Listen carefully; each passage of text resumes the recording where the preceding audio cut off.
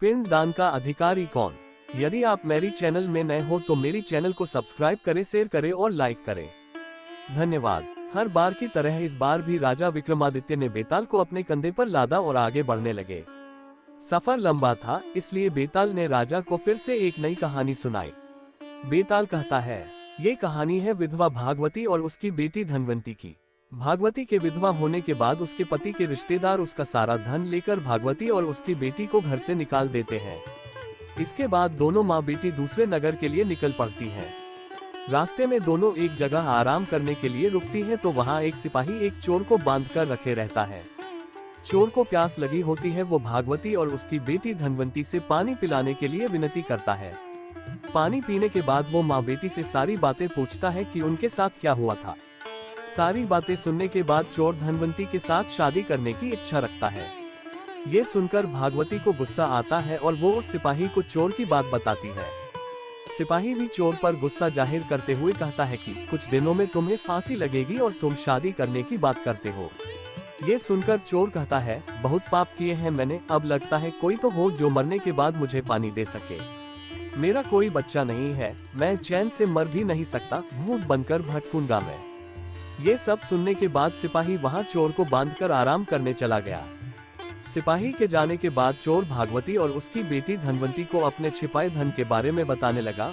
उसने कहा, अगर आप अपनी बेटी धनवंती की शादी मेरे साथ कर देंगी तो मैं आपको अपने छिपाए धन के बारे में बता दूंगा। मेरे मरने के बाद आप दोनों उस धन के साथ अपनी पूरी जिंदगी आराम से बिता सकेंगी। उसकी बात सुनकर दोनों सोच में पड़ गयी। धनवंती की माँ भागवती ने चोर से पूछा, तुम ये क्यों करना चाहते हो?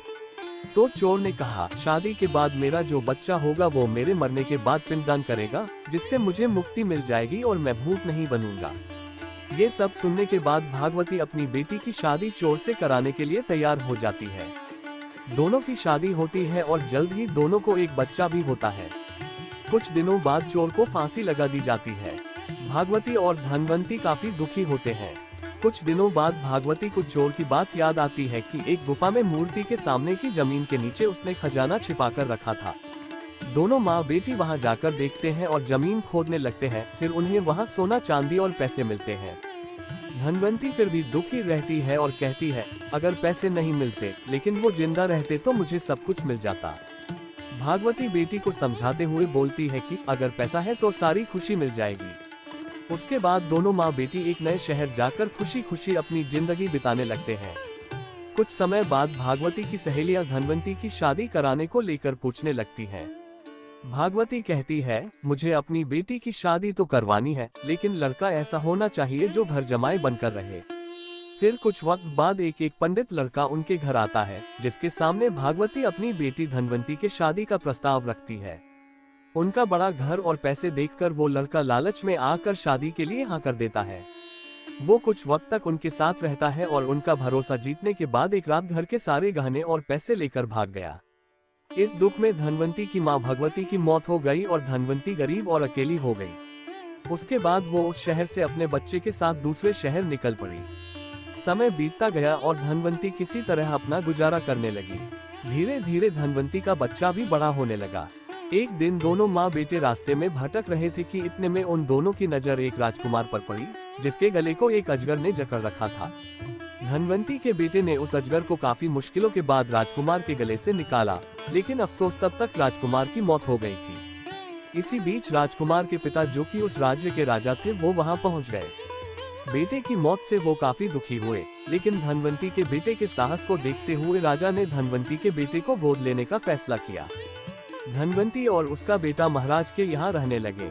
धनवंती का बेटा देखते ही देखते राजमहल और राजा के सारे कार्यों को सीख गया और राजा के बेटे की जगह ले ली। राजा की उम्र बहुत ज्यादा हो गई थी और कुछ वक्त बाद राजा की मौत हो गई। राजा ने मरने से पहले धनवंती के बेटे को सारा राजपाट सौंप उसे राजा बना दिया।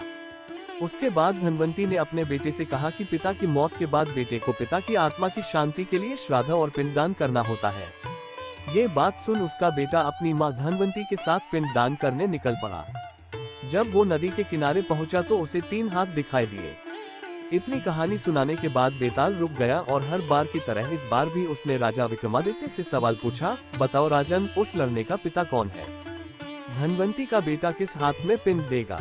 इसमें एक हाथ उस चोर का है जिसके साथ धनवंती की शुरुआत में शादी हुई थी। दूसरा हाथ उस आदमी का है जिसने धन की लालच में धनवंती से विवाह किया था, और तीसरा हाथ उस राजा का जिसने धनवंती के बेटे को गोद लेकर अपने बेटे की तरह रखा था। विक्रमादित्य ने जवाब दिया, उस लड़के का पिता वो चोर है जिसने धनवंती से पूरे रीति रिवाज के साथ शादी की। दूसरे व्यक्ति ने लालच में धनवंती से शादी की थी और राजा ने बस अपना काम किया था। चोर ही धनवंती का असली पति और उसके बेटे का पिता है, क्योंकि उसने धनवंती के लिए बिना किसी स्वार्थ के मरने से पहले धन छोड़ा ताकि वो खुशी से आराम की जिंदगी बिता सके। ये सुनते ही बेताल बहुत खुश हुआ और वापस घने जंगल में उसी पेड़ पर जाकर उल्टा लटक गया।